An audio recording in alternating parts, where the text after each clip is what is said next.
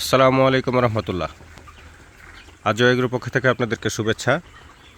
এই গরমে ব্রয়লারের নাজেহাল অবস্থা। আপনারা ব্রয়লারগুলো দেখলে বুঝতে পারবেন। এখানে ব্রয়লারগুলো খুব হাঁসফাঁস করছে। এখানে এই যে দেখেন, একদম ডানা ছেড়ে দিয়েছে।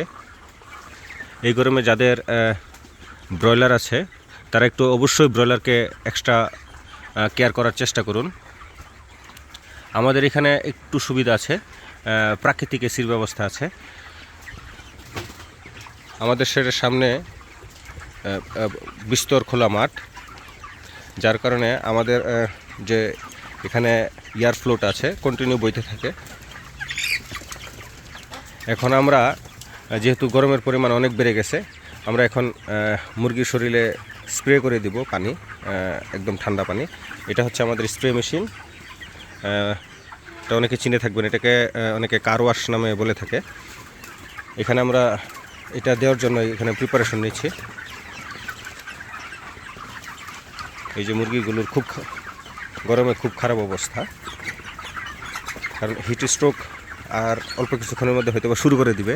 যে অবস্থা, যতটুকু পারা যায় আপনারা আপনাদের এইরকম অবস্থায় মুরগি থাকলে মুরগির শরীরে পানি ছিটিয়ে দিন। এতে করে মুরগির যে হিট স্ট্রোক আছে এটা করার প্রবণতা অনেকাংশ কমে যাবে। আমরা মেশিন চালু করে দিয়েছি, আমাদের কার্যক্রম এখানে শুরু হয়ে যাবে। আপনারা একটা খুব সুন্দর মজার জিনিস দেখতে পাবেন। আমরা যখন স্প্রে দিব তখন মুরগিগুলো সব স্প্রে নিচে অটোমেটিকলি চলে আসবে। আমরা এইভাবে মুরগিগুলোকে ভিজিয়ে দিই।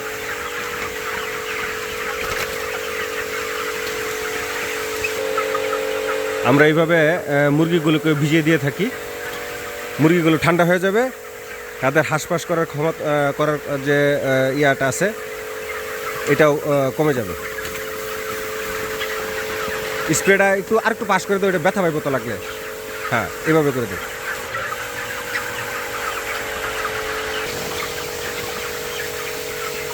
স্প্রে করার পরে মুরগিগুলো এই যে এরকম হয়ে থাকে।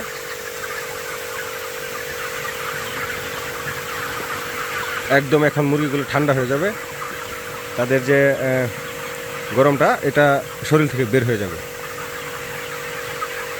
হালকা করে স্প্রে করে দিচ্ছি আমরা।